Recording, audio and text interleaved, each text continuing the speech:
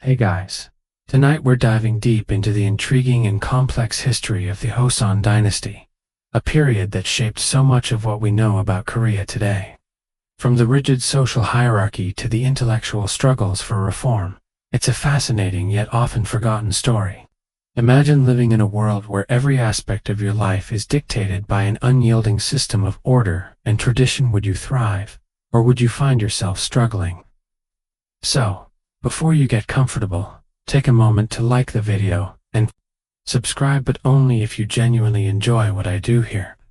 Also, feel free to share your location and local time in the comments. Let's see where our journey tonight is reaching. Now dim the lights, maybe turn on a fan for that soft background hum, and let's ease into tonight's journey together. You might think that living in the Joseon Dynasty would be a dream, right? After all, we see the beauty of its palaces, the grace of the hanbok, and the sophisticated poetry and art that came from this era. But imagine yourself in the heart of Joseon society, where everything was dictated by an unyielding social order. You're born into a particular class, and from that moment, there's little room for change. The world around you, whether you're royalty or a commoner, revolves around a rigid hierarchy that shapes everything. From the way you dress, to how you speak, to whom you can marry. The Joseon Dynasty's social structure was deeply entrenched and governed by Confucian ideals. These beliefs not only shaped political life, but everyday experiences. As you wake up in your modest home, if you're of the lower classes, which is most likely, you are reminded of your place in the world. Your job is determined for you, your opportunities constrained by the social class into which you were born. There's no room for spontaneity in your future. You could be a farmer, a merchant, or a low-ranking official. But the chances of becoming something else, let alone something more, are slim. Imagine the weight of that. Every day, at the top of this social pyramid, are the Yangban, the scholarly elite, the aristocracy. They are the ones who wear the finest silk and live in luxurious homes. They are the ones who, in theory, wield power, but in reality, they, too, are confined by an unseen set of expectations. Above them sits the royal family, which controls the kingdom, but even they aren't entirely free. The truth is, in Joseon, the whole system was designed to keep everyone in line, to make sure that no one stepped out of their place, especially not you. The contrast is stark. On one hand, you have the glittering palaces and endless riches of the aristocracy, and on the other, you have the poverty-stricken commoners, struggling every day to make ends meet. Yet the divide was never questioned openly. The rulers used Confucian teachings to justify this rigidity, which they claimed was necessary to maintain order and harmony in society. Harmony, of course, for them, but certainly not for the peasants, or even many of the officials who had to toe the line without a choice. The one thing that was certain, though, was that everyone had a role. Your position in life wasn't just a career, it was an identity, and it was rigidly enforced. For example, imagine being born a peasant. You'd spend your life working the land, with little chance of ever leaving the fields. If you were a woman, your life would be even more restricted. But it wasn't just the poor who were confined to their roles. The Yangban, the educated elite, were also locked into their own box. They might have more power, but they were constantly burdened by the expectations of their class. In the world of Joseon, the social ladder was inescapable. Historians still argue whether Joseon's strict class system was effective in maintaining stability, or whether it merely perpetuated suffering. But there's no denying that, for many, life was difficult and often unrewarding, especially if you were born at the wrong end of the ladder. You had little choice but to accept your fate. Life wasn't just hard, it was predetermined. You've already learned that Joseon society was defined by its hierarchical structure, but it was the deep-rooted Confucian ideals that made this system even more powerful and often oppressive. Imagine for a moment, you were born into a family of scholars, fortunate enough to be raised in the world of books, classical teachings, and lofty ideas. The role of Confucianism in Joseon wasn't just a set of philosophical beliefs, it was the backbone of the entire state. From the highest king to the lowest peasant, everyone's actions, thoughts, and even their personal relationships were heavily influenced by this philosophy. In the Joseon Dynasty, Confucianism wasn't just a belief system, it was a state mandate. The king, who ruled as the supreme authority, had to uphold Confucian teachings, ensuring that the nation remained in harmony and balance. The entire government was built around this philosophy. Imagine yourself as a government official during this time, where your ability to move up the social ranks depended on your mastery of Confucian texts.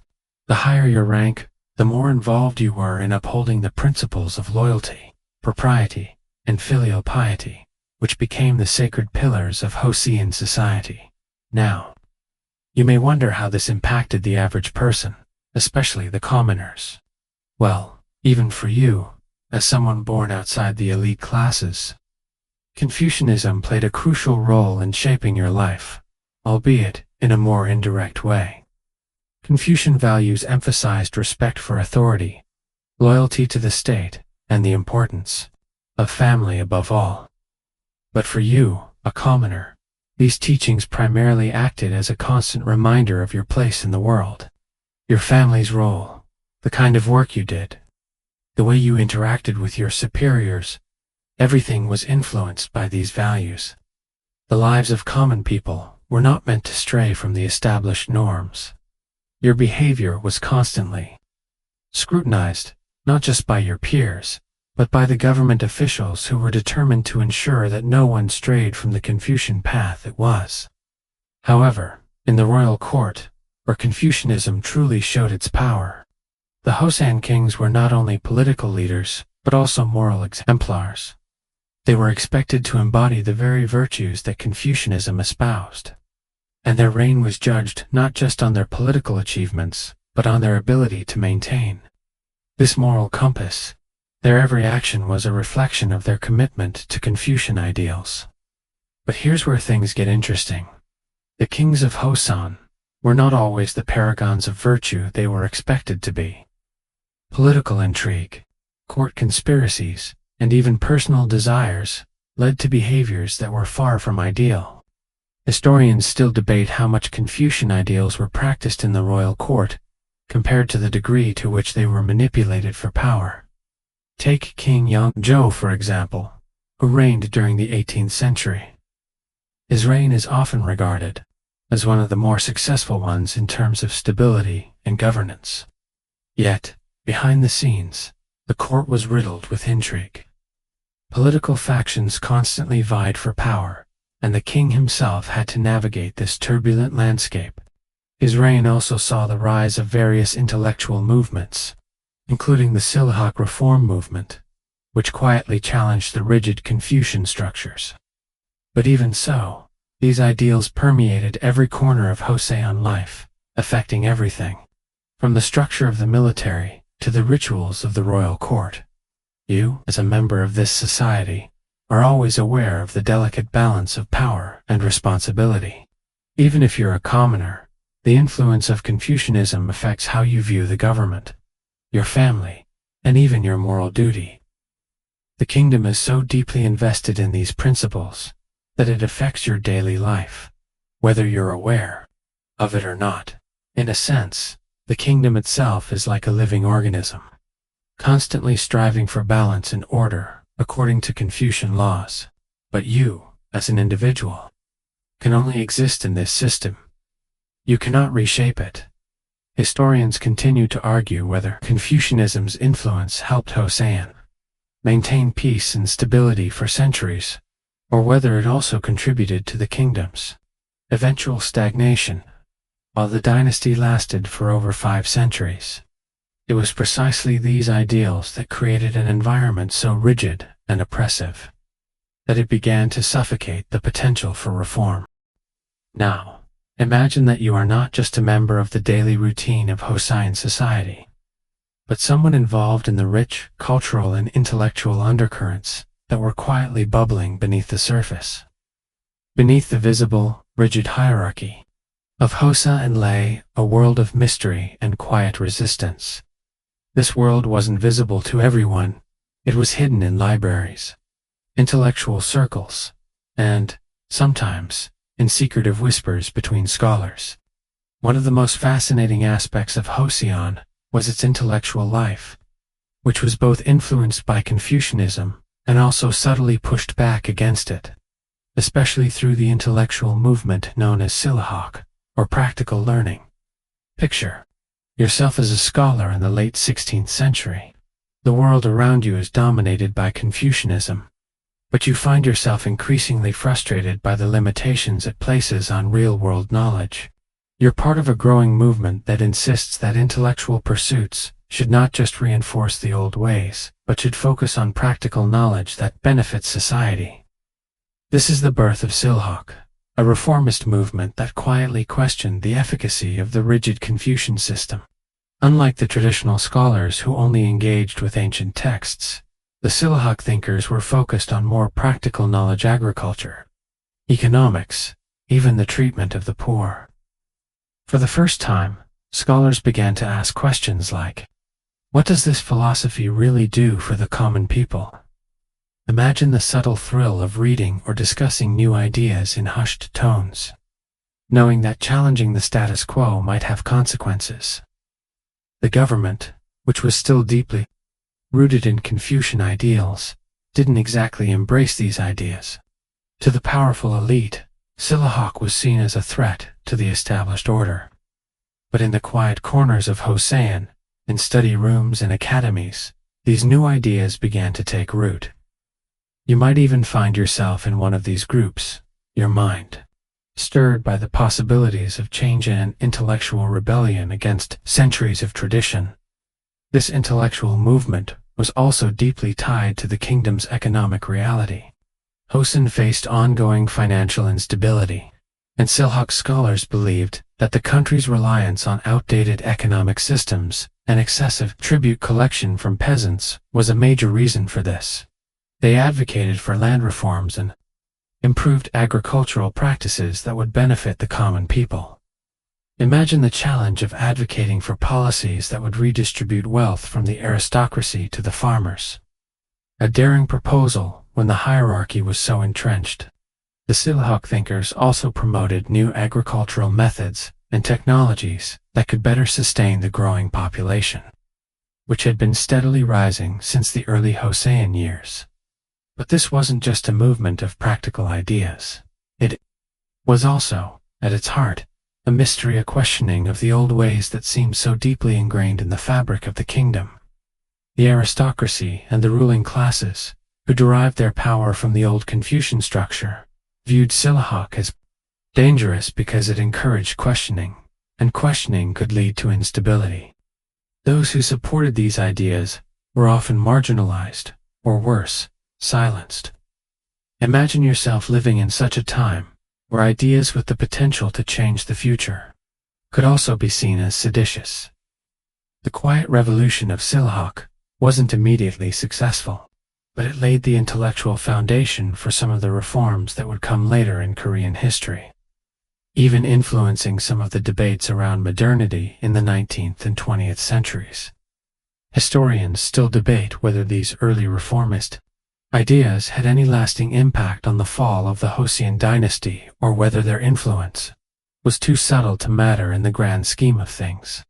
Yet, for you, as part of the Silahok movement, the stakes were clear.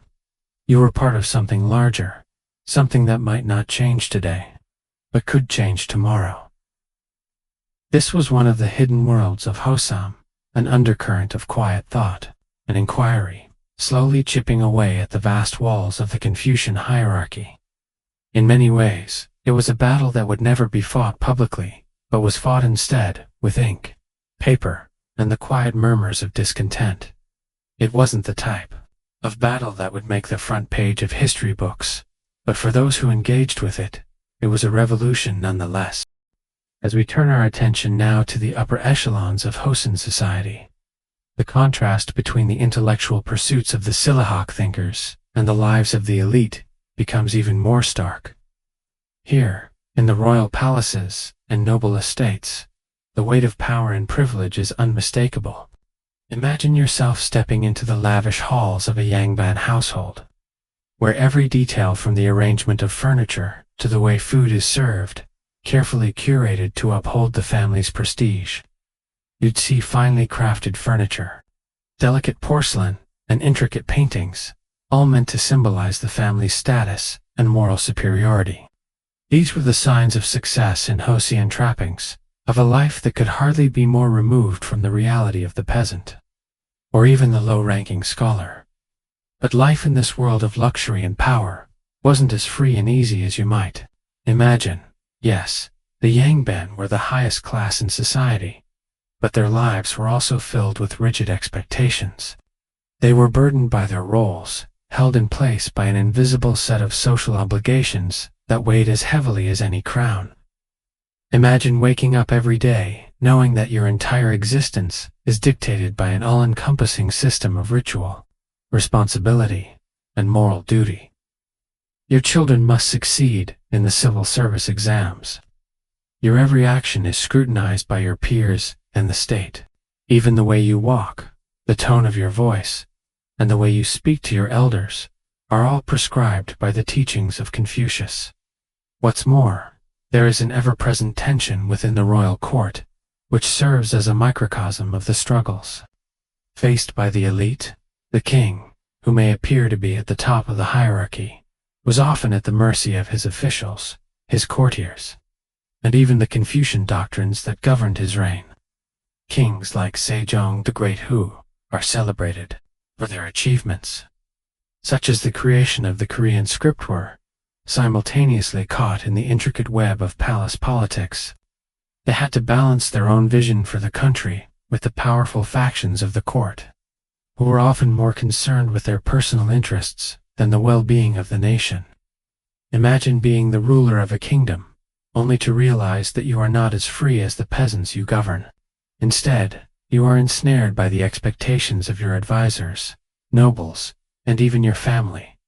The royal family itself, while occupying the highest point of the social ladder, was not immune to the rigid social codes that ruled the rest of Joseon. The king's wife, for instance, had a role that was both revered and constrained. She could wield considerable influence, but this power was circumscribed by her role as a mother and wife, always measured against the expectations of her Confucian upbringing. The queens of Joseon, despite their political influence, were still bound by their duty to ensure the lineage of the royal family. Imagine yourself as one of these queens, charged with the vital task of producing heirs, your every move and decision watched closely by the king, the courtiers, and the nation. Your private life, as well as your public persona, are shaped by the unyielding demands of duty and tradition. Even those who manage to rise within the royal court, such as officials and high-ranking scholars, could find themselves caught in the complex web of palace intrigue. Every promotion came with its own set of risks, and the political landscape was never as stable as it seemed. In fact, the court was a place of constant plotting and scheming, with factions vying for control and influence over the king. There were constant power struggles, some more obvious, some hidden beneath layers of courtly ritual. Imagine the tension in the air as you walk through the court, never quite knowing who to trust or whose favor to seek. While the elite lived in luxury and were at the very center of Joseon's power structure, their lives were also far from free. They were confined by their roles, their duties, and their responsibility to uphold the moral and political order. Their lives, though filled with comfort and grandeur, were often more fraught with political pressure and personal sacrifice than they may have appeared from the outside. It's a reminder that the outward trappings of wealth and status, with a lavish estate or the king's throne, can conceal a world of invisible constraints, power struggles, and unseen burdens. Historians, often debate the extent to which the royal family and the elite were truly powerful in Joseon. Was their authority absolute, or were they merely puppets controlled by the invisible hands of court factions and Confucian tradition? The answer is likely somewhere in between. The outward appearance of power often masked a world of complicated negotiations, constant balancing acts, and a constant awareness of the danger of falling from grace. What remains clear is that the elite, much like the commoners, were bound by a set of expectations that they had little control over, even as they enjoyed the privileges of their social standing. So as you drift through the corridors of the royal palace in your mind, imagine the heavy burden of those who lived there, the ones who had everything but were also held by the invisible chains of Joseon's social hierarchy.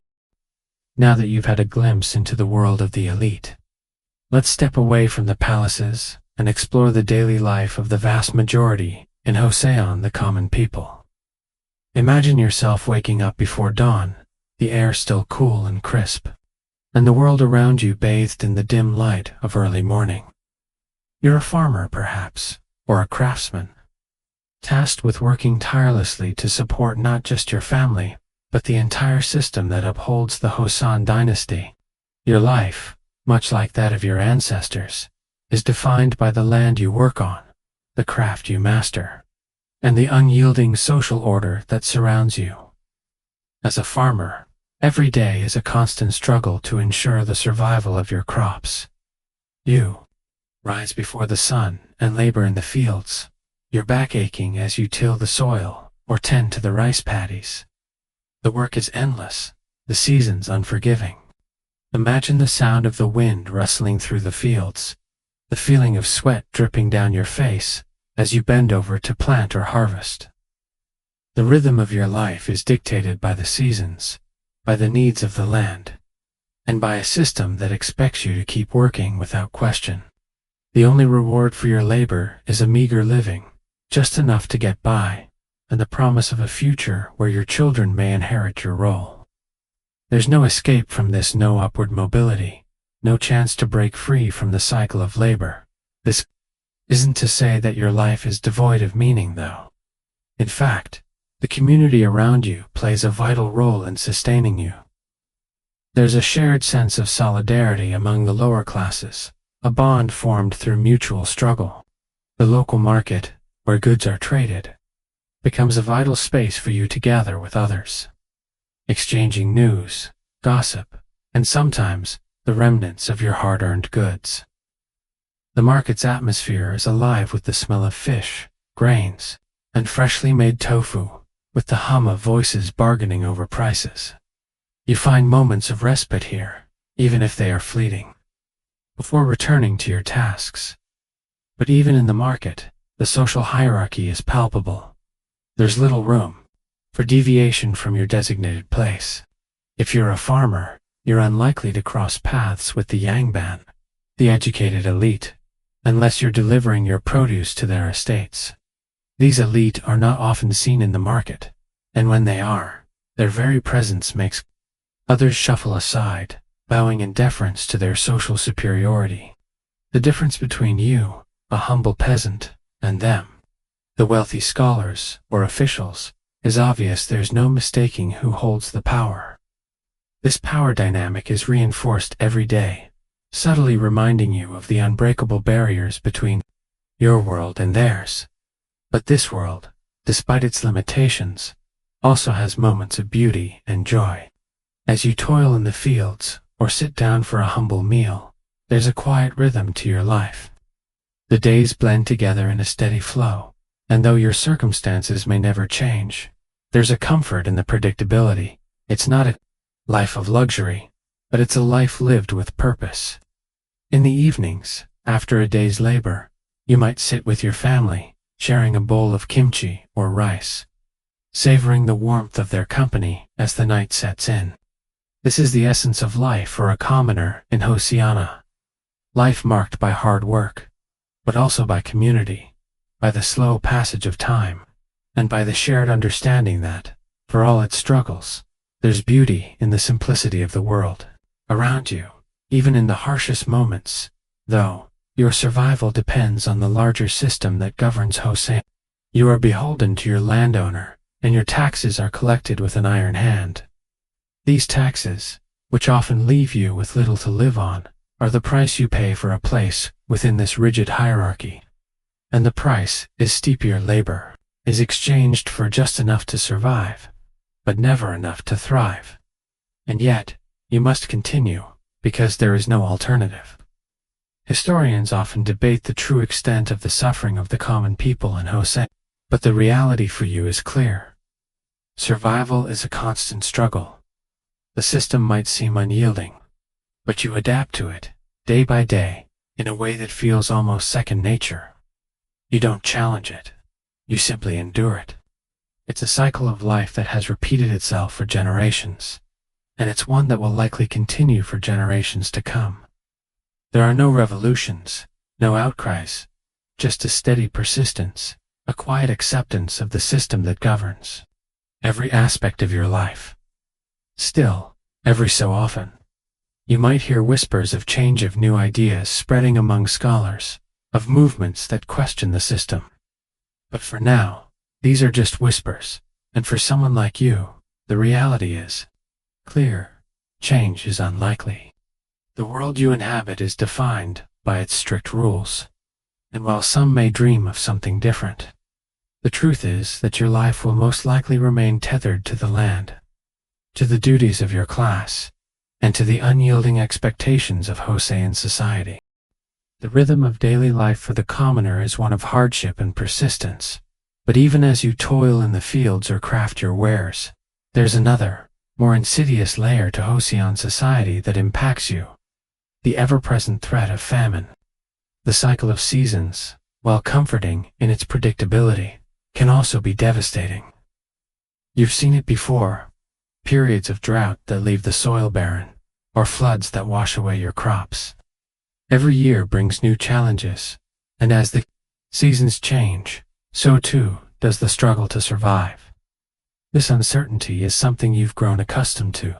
The threat of famine looms over your life like a shadow, and you live each day knowing that tomorrow could bring the end of your harvest or worse, a famine that consumes the entire region. Picture yourself in the fields, working from dawn to dusk, watching the sky for signs of change. A dry, cracked earth means the rice paddies won't yield enough to feed your family. The constant worry gnaws at you as you labor under the harsh sun, knowing that the whims of the weather are all that stand between you and the devastating possibility of hunger. During these times, people often resort to desperate measures. Farmers, like you, sometimes had to make do with whatever they could scrounge, foraging for wild plants, or eating meager meals just to stretch their rations. The poor of Joseon, even those who worked the hardest, often found themselves teetering on the edge of starvation. But the suffering wasn't limited to the poor. The entire kingdom felt the sting of famine, though it was experienced in drastically different ways depending on your place in society. If you were part of the elite, your wealth could shield you from the worst of it. You might still find your stores running low, but the desperation that gripped the common people would never touch your door.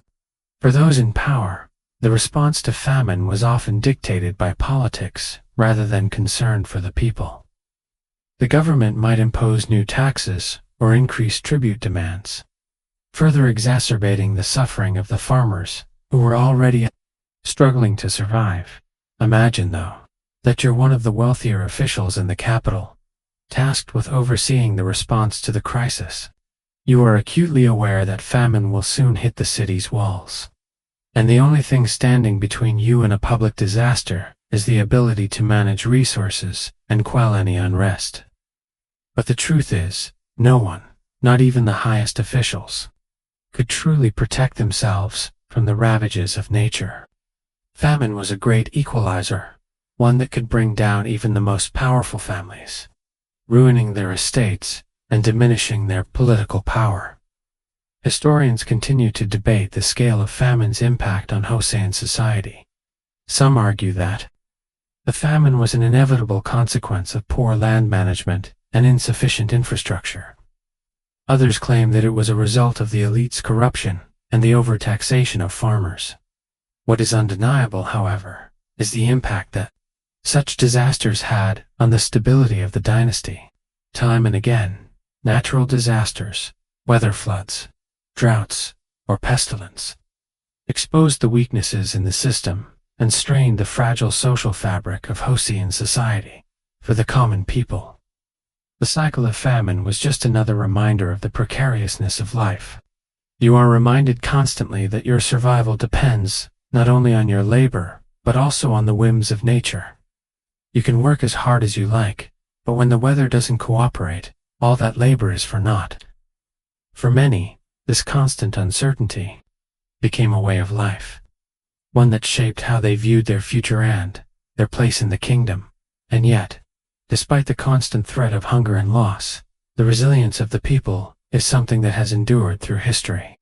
Even when the harvest failed, there was always the hope of next season, the belief that the cycle of nature would eventually turn in their favor again. This simple, quiet persistence is the spirit of Joseon's peasants, who kept working, year after year, through famine and plenty alike.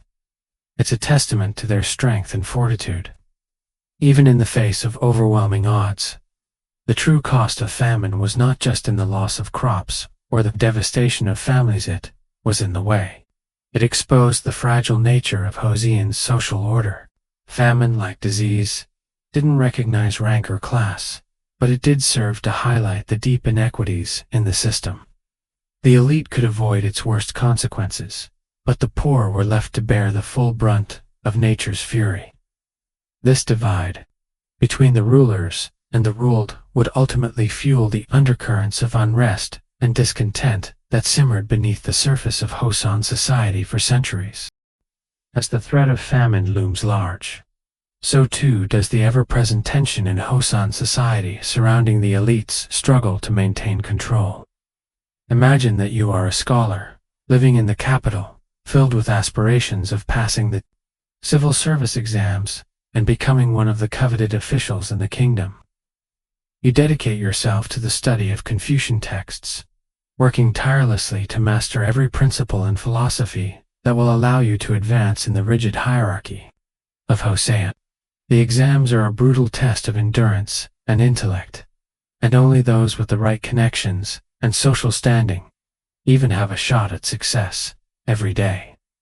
You pore over your books, filling your mind with the principles of loyalty, propriety, and filial piety, values that dictate not only the path of your academic journey, but your role in society. But the process is far from straightforward. Success in these exams doesn't just depend on your knowledge, it also relies on your family's connections, your ability to navigate the political landscape, and the support you can muster from powerful patrons. Even if you have the intellectual capability, without the right connections, your future could be forever limited. The pressure to succeed is immense. And as you study, you know that your future hinges on the outcome of these exams. You might spend years preparing, sacrificing any semblance of a normal life in pursuit of this singular goal. The weight of expectation is always with you. Your family, your ancestors, and even the wider society place their hopes on your success. And failure means not just personal disappointment, but a fall from grace for your entire lineage. Yet, despite the challenges, there's also a quiet thrill to be found in this intellectual pursuit. As you read the Confucian classics and immerse yourself in the deep philosophical discussions of governance, you begin to understand the subtle complexities of the Joseon system.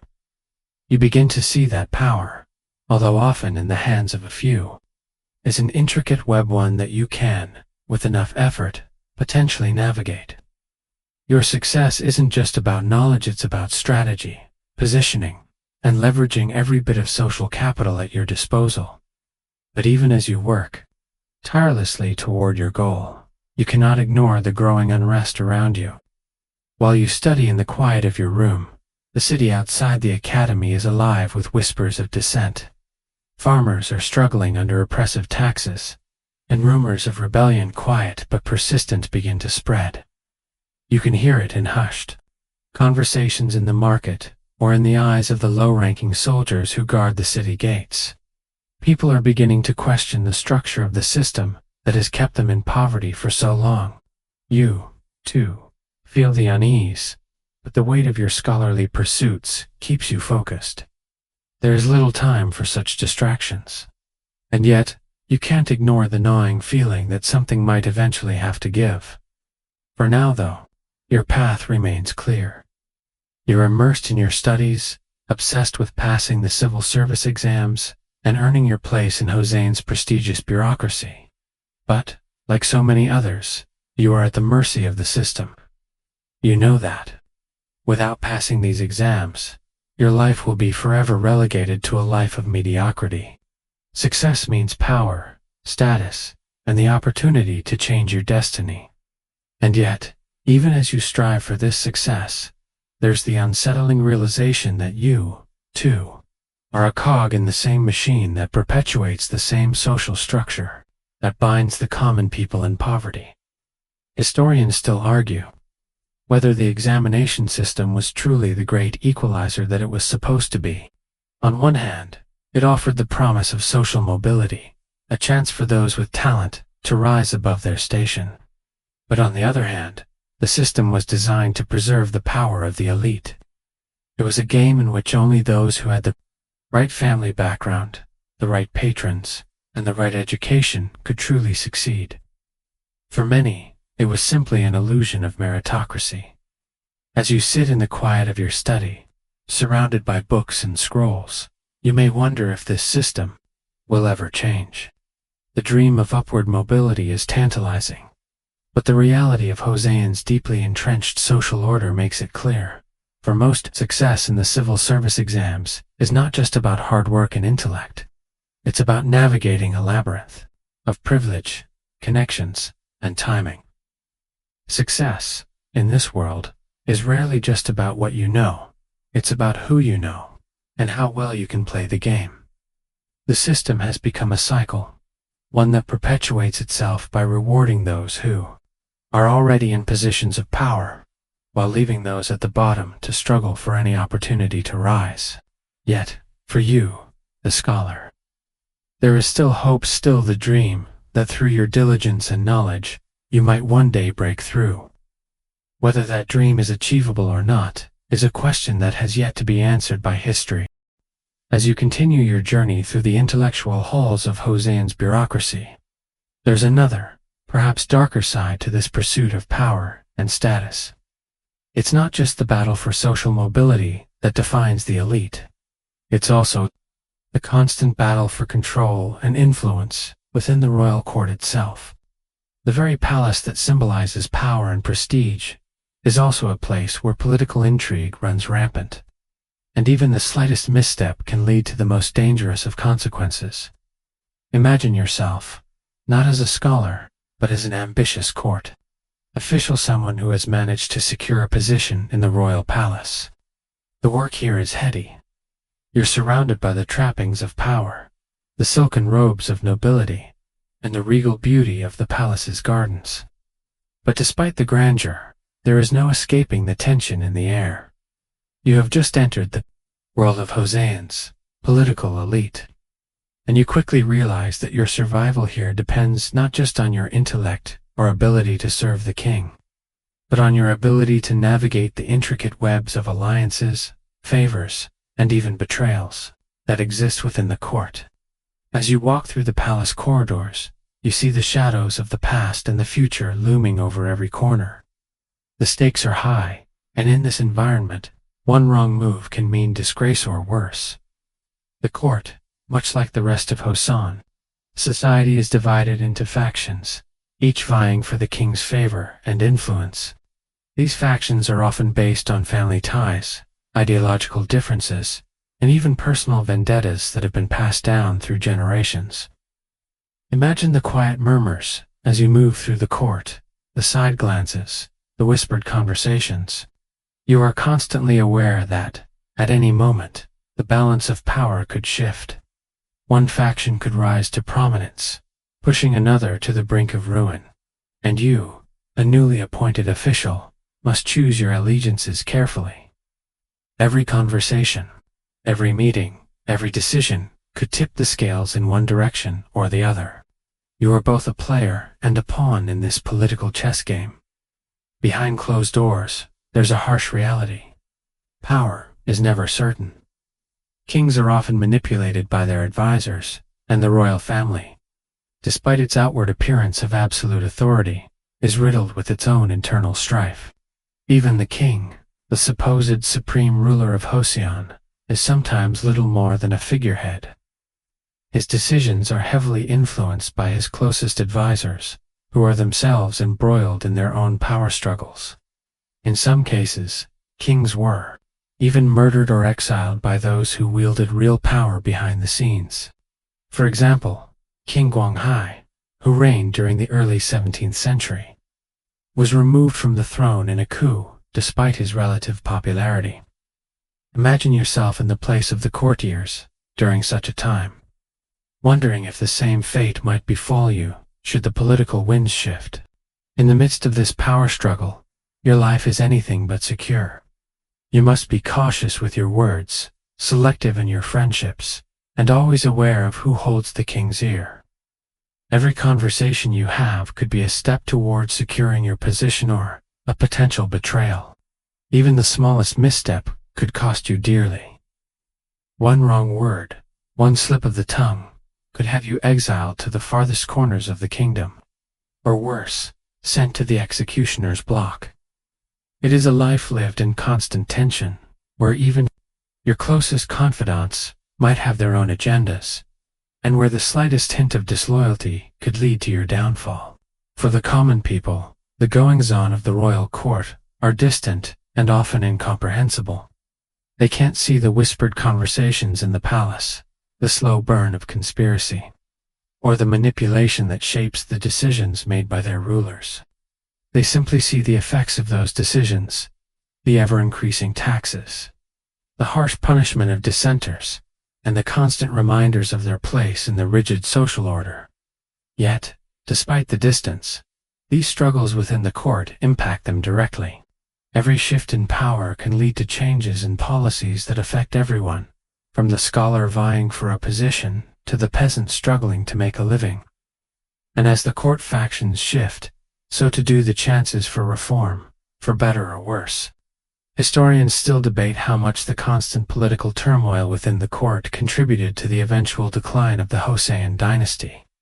Some argue that the political instability left the kingdom vulnerable to foreign invasions and internal collapse, while others claim that the division within the court was merely a symptom of a much deeper systemic problem: the inability to reform and adapt to the changing needs of the people.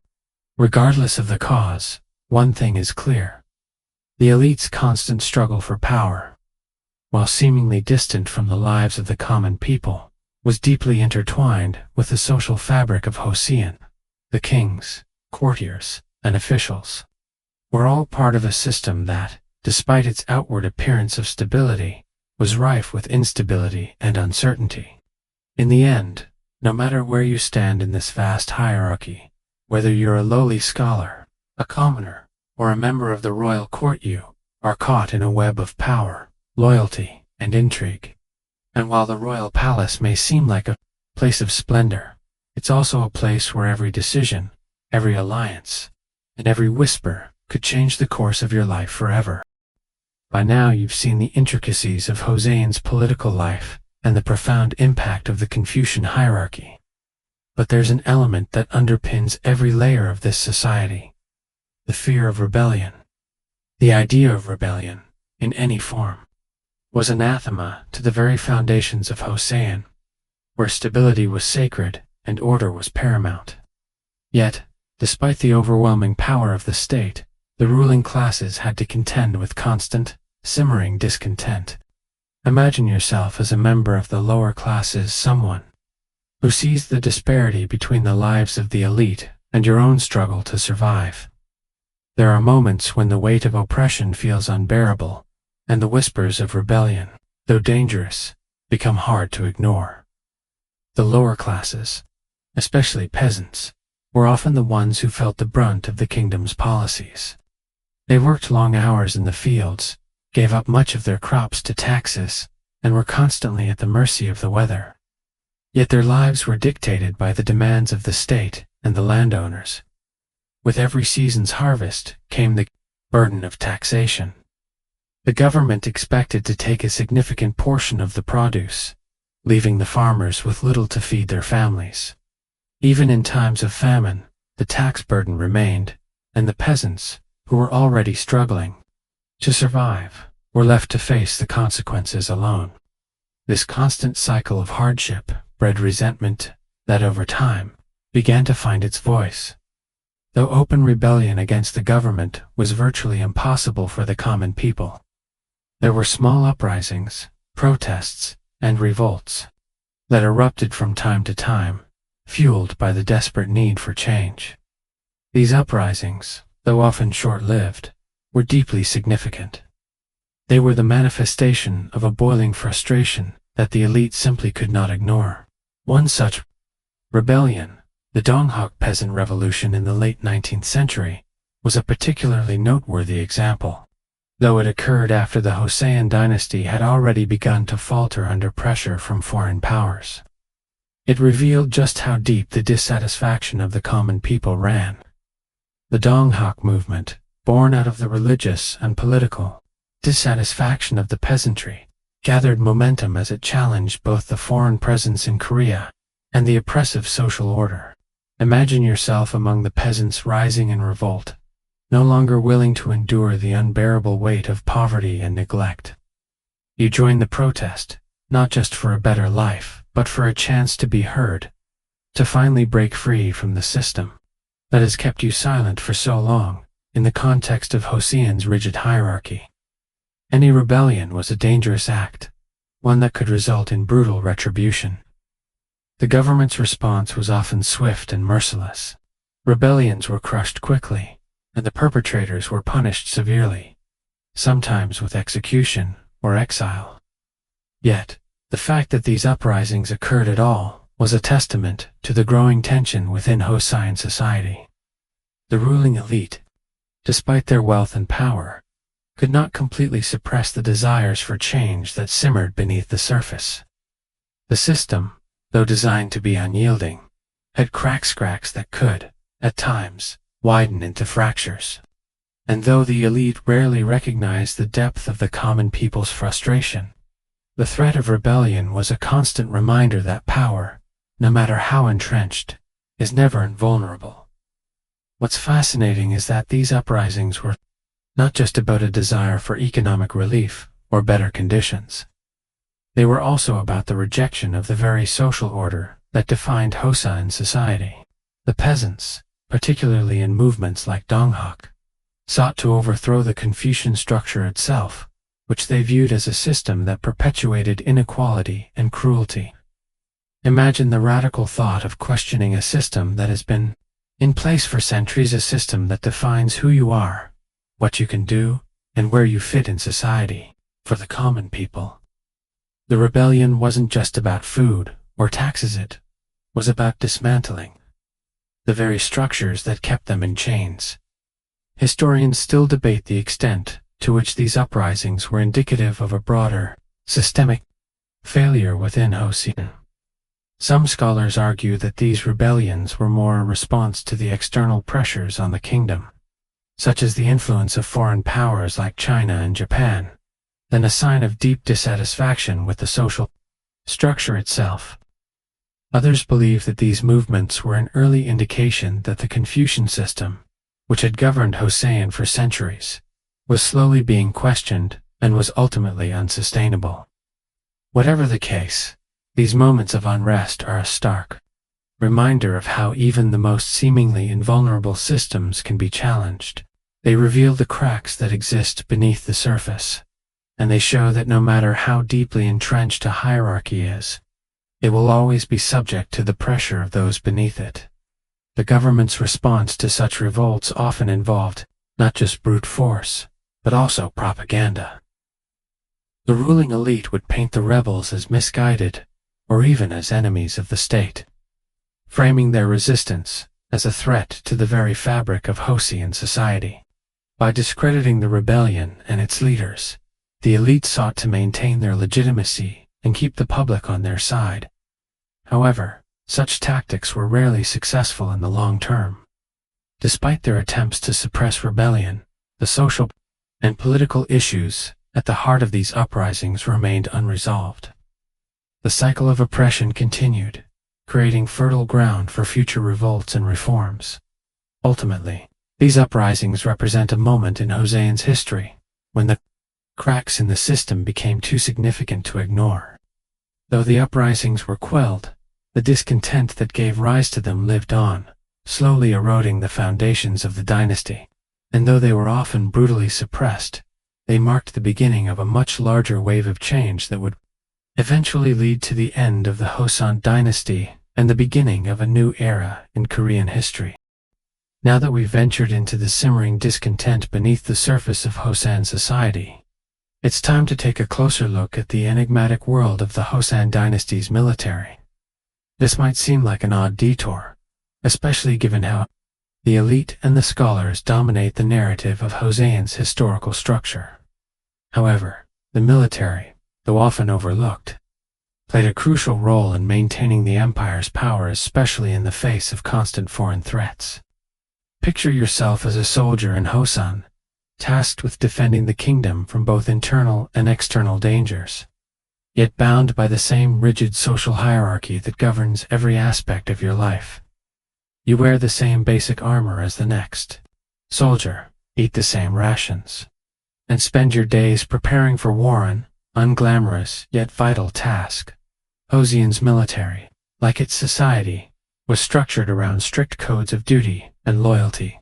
The soldiers, many of whom were drawn from the lower ranks of society, spent their lives in service to the crown, often with little reward beyond the promise of food and shelter.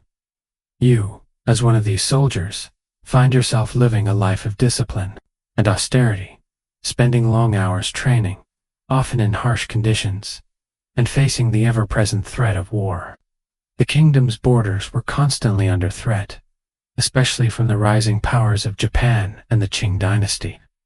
The Joseon military was tasked with defending against these external forces, but its soldiers were often poorly equipped and underpaid, and many of them lived on the outskirts of society.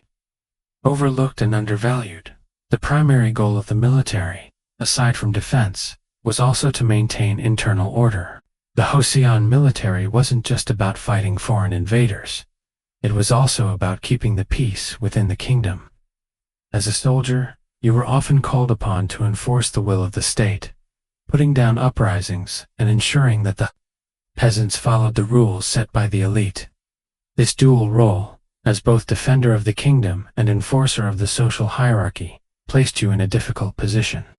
You've had to navigate the complex relationships between your fellow soldiers, the elite, and the common people you were meant to protect and control. The army's role, particularly during times of internal unrest or foreign invasion, is often romanticized in Joseon's historical records with tales of heroism and valor. However, the reality was far more grim. Training was harsh, supplies were sparse, and the constant threat of warfare and injury loomed over you. Despite the importance of the military in protecting the kingdom, soldiers were often the lowest rung in the social hierarchy. With little prestige or recognition, they were seen as expendable, and many lived in poverty, far from the comforts of the noble courts. To add another layer of complexity, the Joseon dynasty was often forced to engage in military campaigns due to the geopolitical pressures of the time. Japan and the Qing dynasty were both powerful forces in the region, and Joseon, often caught in the middle, had to balance diplomacy with military action. Imagine yourself standing on the walls of a Joseon fortress, looking out across the water at the distant sails of the Japanese invaders. You know that the kingdom is vulnerable, that even the slightest misstep could result in the kingdom falling into enemy hands. But despite your training and readiness, you have to grapple with the fact that you are merely a pawn in the larger political struggles between empires. Your life, while filled with duty and honor, is ultimately expendable in the eyes of those in power. The most famous example of Joseon's military struggle was the Imjin War, or the Japanese invasions of Korea in the late 16th century. During this period, the kingdom was thrown into chaos as Japan, under Toyotomi Hideyoshi, launched a series of invasions. Imagine the desperation of those days where soldiers, farmers, and common people alike were swept into the conflict. The invasion devastated the kingdom, and the military, despite its best efforts, struggled to defend the country. It was only through the legendary efforts of figures like Admiral Yi Sun-sen that Joseon was able to eventually repel the Japanese invaders. The battle at the Battle of Myeongyang is often hailed as a triumph of Joseon military strategy, where Ye's fleet, despite being vastly outnumbered, managed to destroy the invading forces. But for most soldiers, these heroic tales were far removed from their own daily experiences.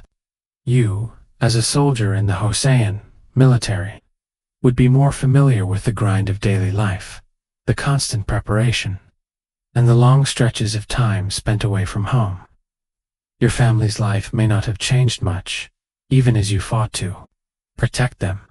The lack of recognition for your efforts, the meager rewards, and the constant uncertainty about the future. This was the reality for the vast majority of soldiers. Historians often debate the effectiveness of the Joseon military. Was it truly capable of defending the kingdom from foreign threats?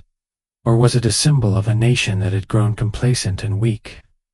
Some argue that the military's downfall was a result of corruption, poor leadership, and an overemphasis on Confucian ideals, which left little room for military innovation. Others believe that the external pressures of the time, combined with the sheer scale of invasions, were too much for the military to handle.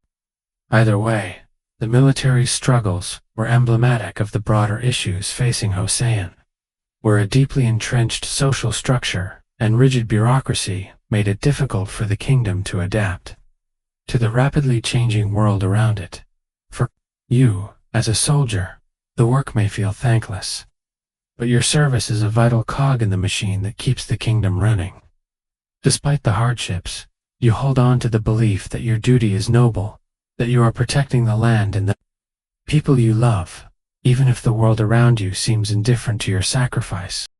With the military struggle now behind us, it's time to focus on another area of Joseon society that has always been fascinating: its complex relationship with art and culture.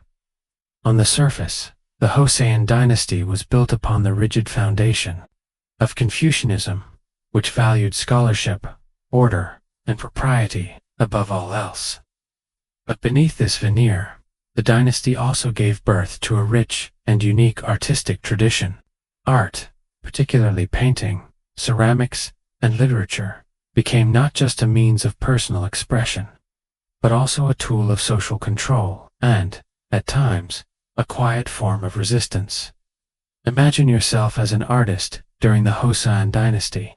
Your work isn't just about beauty, is deeply influenced by the social, political, and philosophical currents of the time. You might find yourself as a painter, facing restrictions on what you can depict. The Confucian ideals that governed society also shaped art, often limiting the subject matter to portrayals of nature, historical figures, or moral lessons. This wasn't to say that artists had no freedom. Instead, they were expected to capture the essence of nature and humanity in a way that conformed to Confucian ideals. The idea was to reflect the harmony and order of the world, even if the world itself was far from peaceful. The very act of painting a landscape, for example, could be seen as a form of meditation, a way to reflect the natural balance that was at the heart of Confucian philosophy. Imagine the quiet hours you would spend in your studio, brushing delicate strokes of ink onto paper, painting a tranquil mountain scene or a quiet village. The brushwork is fluid, graceful, a dance of thought and action. Your subject matter might be simple, but there is always a deeper meaning to your art. The painting, though aesthetically pleasing, is a reflection of the world's hidden order, a reflection of the harmony between nature, society, and the human soul. In this way, art becomes a quiet rebellion, a method of speaking truth to power without words. By capturing the essence of life as it should be ordered, serene and whole. Of course, not all art in Joseon was bound by these principles. In the midst of a tightly controlled society, there were also artists who pushed against the boundaries. During the late stages of the dynasty, particularly as the kingdom faced increasing internal instability and external threats, a more rebellious streak began to emerge within the art world. Some artists started to depict more intimate scenes of everyday life, shifting away from the grandiose depictions of court life and landscapes that were traditionally favored by the elite. These artists were interested not just in portraying the idealized world of Confucian harmony, but in capturing the raw, unvarnished reality of human experience. Take, for example, the work of the famed painter Joseon Dynasty. His genre paintings, which depicted ordinary people, often women and courtesans, in moments of private contemplation, became some of the most renowned works of the period. His works were far from the moralizing, didactic paintings that the Confucian elite preferred. Instead, they offered a glimpse into the intimate lives of people, highlighting their emotions, struggles, and desires. To imagine yourself in the shoes of a painter like Joseon Dynasty is to imagine the challenge of creating beauty amidst a society that demanded conformity. A challenge of working within a system that was as much about appeasing the elite as it was about preserving one's own creative freedom. Literature, too, played an important role in Joseon culture. While many of the kingdom's most influential works were heavily influenced by Confucian teachings, there were also stories of individuals who lived outside the boundaries of social norms, who defied tradition in some way. Poetry, often composed by scholars, was another form of art that reflected the personal emotions and philosophical reflections of its creators. Imagine yourself as a scholar poet, writing in the quiet hours of the night, your brush moving slowly across the paper as you reflect on your place in the world. You might write of the beauty of nature, the impermanence of life, or the suffering caused by the rigid social structure you are bound to. These words, though often seemingly innocent on the surface, carry a quiet subtext, one that speaks to the struggles of the people beneath the weight of the elite's control. However, art in Joseon wasn't merely about rebellion or resistance. It was also a method of transmitting and preserving knowledge, a tool that allowed the elite to communicate their values and ideals to the broader population. Ceramics, for example, were highly prized during the Joseon period, and the refined art of pottery became a symbol of social status. The famous blue and white porcelain of the Joseon Dynasty was not just functional, it was a sign of taste, wealth, and connection to the royal court. As a potter, you would work tirelessly to create beautiful pieces that reflected the perfection of nature, and your work would be displayed in the homes of the elite to demonstrate their sophistication. What's fascinating about Joseon art is that, for all its conformity to Confucian ideals, it also contains these moments of individuality, rebellion, and subtle critique of the social order. It's a duality that runs through the very core of the dynasty. On one hand, the need for order, discipline, and unity. On the other, the quiet yearning for personal freedom, the desire to capture the human experience in all its complexity. Historians still debate the role of art and culture in the decline of the Joseon Dynasty. Was art merely a reflection of the times, or did it play a role in subtly challenging the rigid social structure? Some scholars argue that the creative push of artists like Joseon Dynasty represented an early cry for change, a call to acknowledge the humanity of the common people and the flaws within the system. Others contend that Joseon's art and culture served as a way to maintain the status quo, reinforcing the ideals that held the dynasty together, albeit with a touch of individual expression. As you step back from the quiet world of Joseon's artists, you realize that, for all the control the elite exercised over society, there was always room for subtle resistance. Art, in all its forms, became a vehicle for personal expression and societal commentary, sometimes offering a vision of idealized beauty, other times revealing the cracks beneath the surface of this tightly bound society. As you ponder the role of art in Joseon society, it's time to turn our attention to one of the most significant aspects of this dynasty, the role of the royal family. The royal family's influence over Joseon was immense, yet their power was not without its struggles, both internally and externally. Imagine being a member of the royal family, living in the grand palaces surrounded by luxury and decorum, but always acutely aware that your very existence and power are fraught with danger. The lives of the kings and queens were far from the serene images that history often paints. In reality, they were often embroiled in palace intrigue, political power struggles, and even violent conflict. The kings of Joseon were not absolute monarchs. Despite their title as the highest authority in the land, their reigns were often subject to the whims of powerful court factions, advisors, and even the Confucian system. It's a world where loyalty is constantly questioned, and even the most loyal servants might turn on you if the political tide shifts.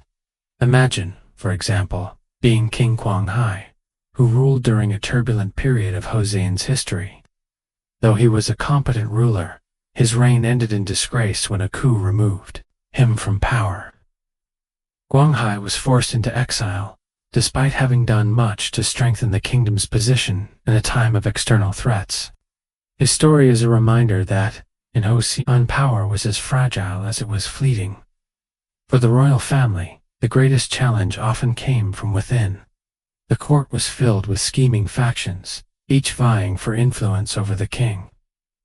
Advisors, ministers, and even other royal family members often engaged in power plays, looking to secure their own positions at the expense of others.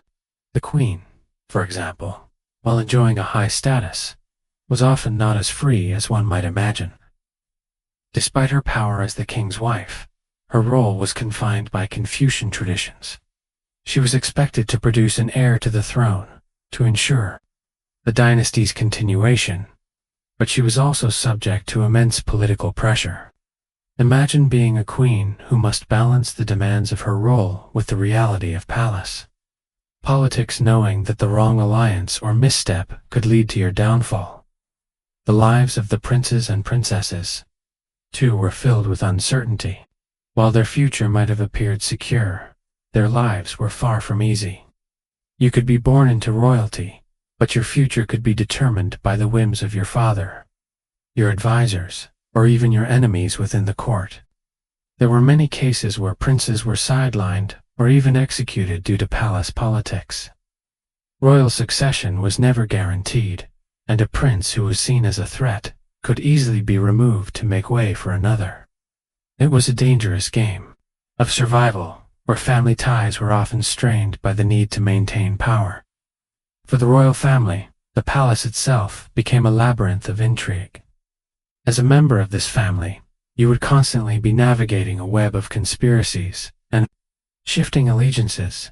One of the most infamous examples of this is the case of King Seo, who is remembered for his violent rise to power. Sejo's coup in 1455, which saw him overthrow his young nephew King Danjong and seize the throne for himself, became one of the most notorious moments in Joseon history. King Danjong, once the rightful heir, was imprisoned and later executed under Seo's orders. This event marked the beginning of a long history of internal royal strife, where betrayal and violence were often the keys to securing the throne. This type of political maneuvering wasn't unique to the royal family. The entire court was a breeding ground for intrigue, where ministers and advisors would often resort to bribery, assassination, and even deception to gain power. Imagine being an official walking through the palace corridors, knowing that the slightest misstep could cost you your position or worse. You would be expected to be loyal, of course, but loyalty in such a setting was always a tricky thing to maintain. One of the most dangerous aspects of life in the royal court was the constant tension between public loyalty and private ambition. One's survival depended not only on one's ability to serve the king, but on how well you navigated the politics of the court, which were often fraught with backstabbing and subterfuge. This constant instability took a toll on the royal family.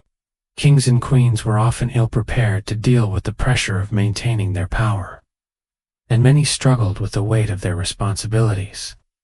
Some kings, like King Yongzhou, were known for their efforts to stabilize the kingdom, but even they had to contend with the internal conflicts that plagued the court. Despite their efforts, these kings were never completely free from the shadow of intrigue, and when the stability of the throne was threatened, it was not only the royal family that suffered, but the entire kingdom. These internal struggles created a kingdom in constant flux, a place where even the royal family had little certainty or peace. In the context of all this political turmoil, the role of the royal family becomes clear. They were both the symbol of the kingdom's strength and the embodiment of its vulnerability. Their power, though immense, was never absolute. They were constantly at the mercy of the political landscape, their reigns often shaped by the competing factions within the court. And as a member of the royal family, you lived with the constant awareness that your position, no matter how high, was never secure. In Joseon, kings and queens were as much subjects of the system as those who served them. Historians debate the extent to which the royal family's internal struggles contributed to the eventual decline of the Joseon Dynasty. Some argue that the political instability caused by palace intrigue weakened the central authority, making it vulnerable to external threats. Others believe that the internal division within the royal family reflected a broader problem of governance that failed to adapt to the changing needs of the kingdom. However, one thing is certain: the royal family, despite its outward grandeur, was not immune to the political chaos that swept through the courts of Joseon. As we move forward through the complex world of the royal family, it's important to consider another crucial aspect of Joseon society: the role of gender, and the harsh realities that women faced under the confines of a deeply patriarchal system. While the lives of men, especially those of the elite and royal families, were often scrutinized in history, the experiences of women in Joseon were far more marginalized, yet no less significant. Imagine yourself as a woman in Joseon, perhaps, born into a noble family, or as a servant in one of the royal palaces. The very fact of your birth means that your life is shaped by the rigid expectations and limitations of gender. If you were born into the elite, your life would not be entirely devoid of privilege, but it would still be defined by strict roles. As the daughter of a Yangban family, you would be raised with the expectation that you will marry well, bear children, and uphold the family's honor. Your education, while likely focusing on arts like painting, poetry, and embroidery, would never prepare you for any form of independence. In fact, even your thoughts and actions would be heavily regulated. Women in Joseon were expected to maintain modesty, and their behavior was always under the watchful eyes of their families and the state. Your most important task in life would likely be to bear sons to continue the family line and serve the dynasty's enduring legacy. For those in the royal family, the expectations were even more stringent. As the queen, your role was primarily defined by your ability to produce an heir. You were constantly under the pressure to ensure that the royal bloodline continued, an expectation that often caused immense personal strain. The king's wives and concubines, despite their positions of power, were often trapped by their duties and expectations. While you might have some degree of political influence, your role in Joseon society was still confined to the family and the palace. However, the lives of women who were not born into privilege were far more difficult. The majority of women in Joseon society, especially those who were born into lower classes, spent their lives working tirelessly to support their families. They were expected to manage the household, work in the fields, or assist in the production of goods, often without the ability to claim any personal autonomy. The rigid gender roles placed on women meant that your worth was directly tied to your ability to serve your family and society, rather than your individual desires or aspirations. As a woman of the lower classes, you had few options for self-advancement. Marriage was often the only route out of your family's household, but even then, you were still subject to the will of your husband and his family in the royal court. Women could also play a more subtle but important role in the kingdom's politics. Queens and concubines often influenced the political landscape, especially when it came to the selection of the next king. However, these women's powers were limited.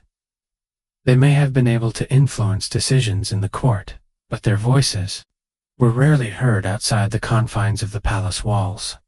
Your primary role, regardless of whether you were a member of the royal family or a noblewoman, was to ensure the continuation of the family and the dynasty, not to express your individual desires or wishes.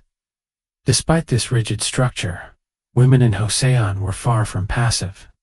While their power was often indirect, they found ways to assert themselves within the confines of their social roles. In the literary world, women were responsible for some of Joseon's most important works of poetry and prose.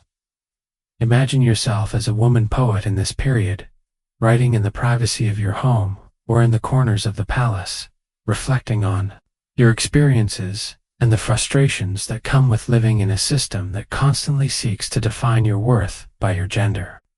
Women's poetry often reflected the internal struggle of navigating a world that expected them to remain silent, restrained, and compliant, yet allowed for the brief moments of self-expression through art and writing.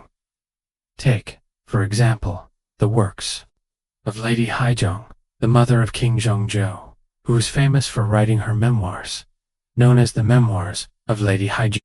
In these writings, she reflected on the political intrigue and betrayals that shaped her life, especially during the reign of her husband, King Jeongjo.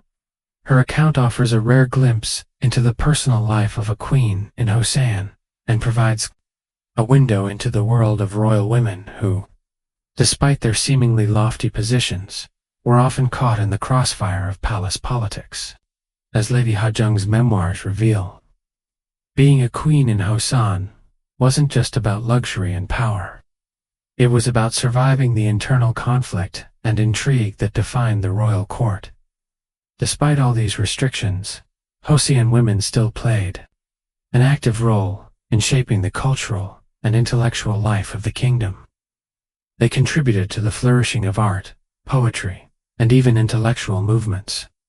Though their contributions were often overshadowed by the male-dominated narratives of history, the lives of women in Joseon beside the royal palace serve as a testament to their resilience and ability to find small spaces of agency within a rigid system. Historians still debate the extent to which Joseon women were truly confined by the Confucian structure, or whether they were able to carve out spaces for themselves in the cultural and intellectual life of the dynasty. Some scholars argue that women in the royal family had far more power and agency than we typically acknowledge, while others suggest that women, even those in the elite classes, were significantly oppressed by the patriarchal nature of Joseon society.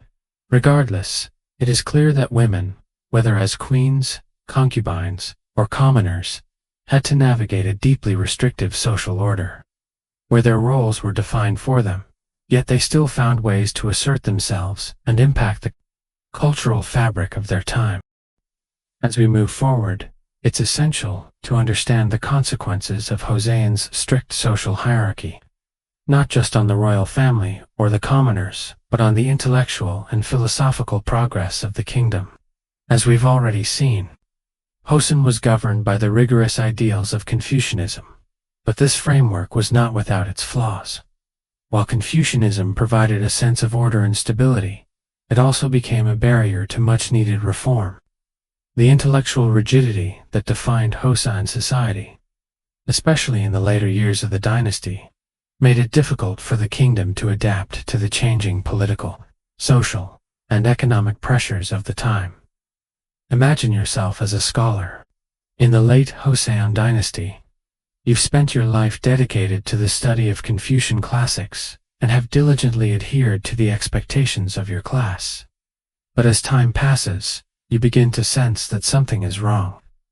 The society you once believed was built on moral clarity and balance now seems stifling. The rules that once guided your life have become shackles, limiting intellectual and political growth. The social hierarchy, which once ensured stability, has now become an anchor weighing the kingdom down, and you feel caught between the rigid ideals of Confucianism and the growing awareness of the need for change. The debates among Joseon's intellectuals and reformists were often centered around this tension. There were those who clung to the belief that Confucian ideals were the foundation of a harmonious society and should be upheld at all costs. But as external threats grew from the encroaching influence of foreign powers like Japan and China to the internal challenges of a decaying economy, many reform-minded thinkers began to argue that the old ways were no longer sufficient. Imagine, as a scholar, debating with your peers, arguing that the Confucian structure needed to evolve. The traditional belief in hierarchy and rigid social roles might have made sense in a more stable time. But the world was changing, and you understood that the kingdom needed new ideas to survive. One of the most important intellectual movements to emerge in the late Joseon period was the Silhak or practical learning movement. This was a call to reform the stagnant Confucian system and address the practical needs of the country. Scholars within the Silhak movement argued that Joseon needed to move away from purely theoretical Confucian thought and focus more on practical matters such as agriculture, economics, and governance. They emphasized the importance of using knowledge and science to improve the country's infrastructure and economy.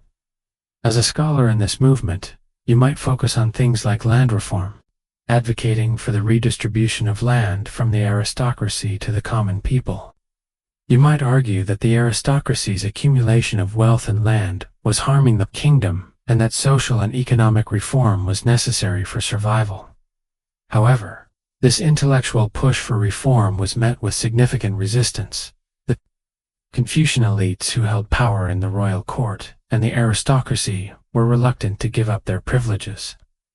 For them, the social order wasn't just a set of ideas, it was their foundation, the very structure that allowed them to maintain their power. These elites viewed the Silhak thinkers as dangerous radicals, and their efforts to challenge the status quo were seen as a threat to the very fabric of Joseon society. As you continue in the intellectual circles of the time, you realize that your ideas are not easily accepted, even though you can see the flaws in the system, even though you know that change is needed. The resistance is strong. Imagine trying to bring new ideas into a world so entrenched in tradition. The power of the Confucian system, with its emphasis on hierarchy, duty, and the status quo, could not easily be undone. Your challenges would feel overwhelming, as your reformist ideas constantly bump up against the walls of old thought. But at the same time, you would also feel the pulse of change within the kingdom, the growing realization that the old ways could no longer sustain Joseon. Despite the resistance, Silhak thinkers slowly made their mark, and their ideas began to influence not just intellectuals but also some of the more progressive elements within the government. Their focus on practical, real-world solutions to problems like agricultural inefficiency and class disparities would eventually help shape some of the reforms that took place in Korea during the 19th century. As the kingdom began to face the inevitable realities of modernization. Still, the effects of Silhak were limited. Even with growing support, its intellectual leaders were stifled by the conservative elements within Joseon. The kingdom's resistance to change was too strong, and many of the reforms called for by the Silhak movement were either ignored or delayed. By the time Joseon began to recognize the need for change, it was already too late to avoid the inevitable decline of the dynasty. Historians often debate whether the Silhak movement, or intellectual reform movements in general, were enough to changed the course of Joseon's history. Some argue that their efforts were too little, too late, and that the forces of tradition were too powerful to overcome. Others believe that these intellectual challenges laid the groundwork for later reforms influencing Korea's eventual modernization in the late 19th and early 20th centuries. But whatever the case may be, the rise of Silhak and its critique of the Confucian system represents a pivotal moment in Joseon history, a moment when intellectuals began to question the very foundations of the dynasty and the kingdom's ability to adapt to the changing world. For you, as a scholar in this period, the question would not be whether reform would come, but how you would navigate a system that seemed impervious to change. The weight of tradition, of family duty, of social norms, it would all feel like a heavy burden that you could neither escape nor fully carry. Yet, even within this system, you would find small ways to make a mark, to plant seeds of change that might one day grow into something larger.